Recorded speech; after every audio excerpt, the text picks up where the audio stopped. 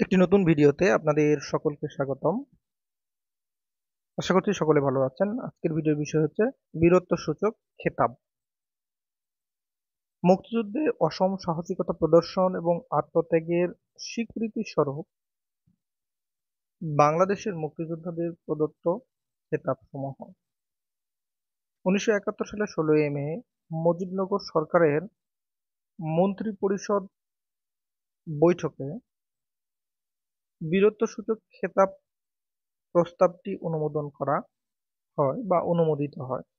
এতে 4 পর্যায়ের খেতাব প্রদানের বিধান রাখা হয়েছিল। 1 নম্বর হচ্ছে সর্বোচ্চ পদক বা পদ, 2 নম্বর হচ্ছে উচ্চ পদ, 3 নম্বর হচ্ছে প্রশংসনীয় পদ, 4 নম্বর হচ্ছে বীরত্বসূচক প্রশংসাপত্র। এখানে ক নাম্বার সর্বোচ্চ পদ। পরবর্তী সময়ে সর্বোচ্চ পদের নামকরণ করা হয় বীর শ্রেষ্ঠ। মুক্তিযুদ্ধে অবদানের জন্য বীরশ্রেষ্ঠ খেতাব প্রদান করা হয় 7 জনকে। বীরশ্রেষ্ঠ খেতাব প্রাপ্তদের মাসিক ভাতা হচ্ছে 35,000 টাকা। এটা যে কোনো সময় পরিবর্তন হতে পারে। উচ্চ পদ, আজকে শুধু খেতাবগুলো নিয়ে আলোচনা করব। কাকে কাকে প্রদান করা হয়েছে এগুলো পরবর্তী বিষয়। মুক্তিযুদ্ধে পরবর্তীতে এই উচ্চ পদের নামকরণ করা হয়েছিল বীর উত্তম।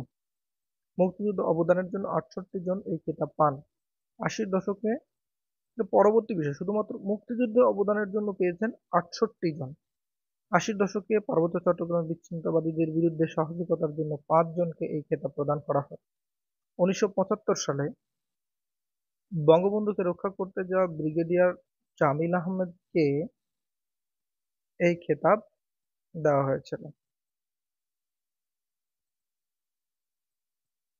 ব্রিগেডিয়ার জামিল আহমেদ ব্রিগেডিয়ার জামিল আহমেদকে এই পুরস্কার বা এই খেতাব দেওয়া হয়েছিল 2010 সালে। এ পর্যন্ত মোট তাহলে 74 জনকে এই খেতাব দেওয়া হয়েছে। এই খেতাব প্রাপ্তদের মাসিক অর্থাৎ বীরোত্তম 25,000 টাকা। প্রশংসনীয় পদ, পরবর্তীতে এই খেতাবকে পরবর্তীতে বীর বিক্রম নামকরণ করা হয়, যেটা আমরা বীর বিক্রম নামেই চিনি। মুক্তিযুদ্ধে অবদানের জন্য 175 জনকে এই খেতাব প্রদান করা হয়েছিল। আবার পরবর্তীতে 80-র দশকে পার্বত্য চট্টগ্রামের বিচ্ছিন্নতাবাদীদের বিরুদ্ধে সাহসিকতা প্রদর্শনের জন্য 22 জনকে এই খেতাব প্রদান করা হয়। এ পর্যন্ত সর্বমোট এই খেতাব প্রাপ্ত ব্যক্তির সংখ্যা হচ্ছে 197 জন। এই খেতাব প্রাপ্তদের মাসিক ভাতা হচ্ছে 20,000 টাকা। বীরত্বসূচক প্রশংসাপত্র বা 4 নম্বর যেটা, পরবর্তীতে এই খেতাবকে বীর প্রতীক নামকরণ করা হয়। মুক্তিযুদ্ধে অবদানের জন্য 426 জনকে এই খেতাব দেওয়া হয়। 80-র দশকে পার্বত্য চট্টগ্রামের বিচ্ছিন্নতাবাদীদের বিরুদ্ধে সাহসিকতা প্রদর্শনের জন্য 82 জন এই খেতাব পান।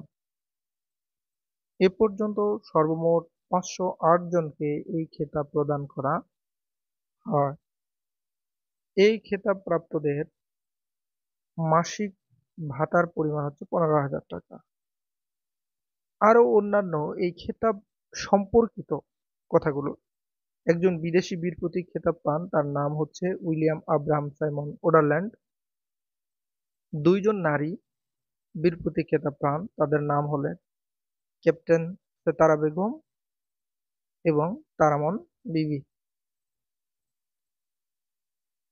54 জন নিখোঁজ রয়েছেন। যতগুলো এই খেতাব প্রাপ্ত হয়েছেন তার মধ্যে 54 জন নিখোঁজ রয়েছেন। সর্বশেষ যাকে শনাক্ত করা হয়েছে তার নাম হচ্ছে বিমল কান্তি দে। সর্বকনিষ্ঠ খেতাব প্রাপ্ত হচ্ছে শহীদুল ইসলাম।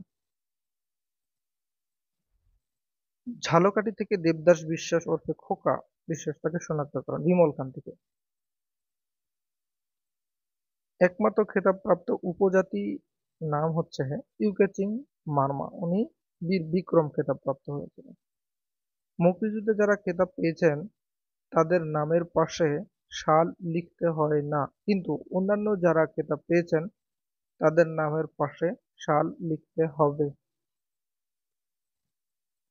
মুক্তিযুদ্ধের ১৬ জন সেক্টর কমান্ডারদের মধ্যে ১২ জন বীরোত্তম খেতাব পান, একজন বীর প্রতীক খেতাব পান এবং ৩ জন কোনো খেতাব পাননি।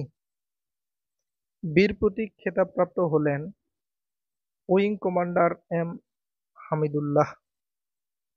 যারা খেতাব পাননি তারা হলেন lieutenant colonel Abu Osman Chowdhury, major Nazmul Haque Tulu, major Abdul Jalil.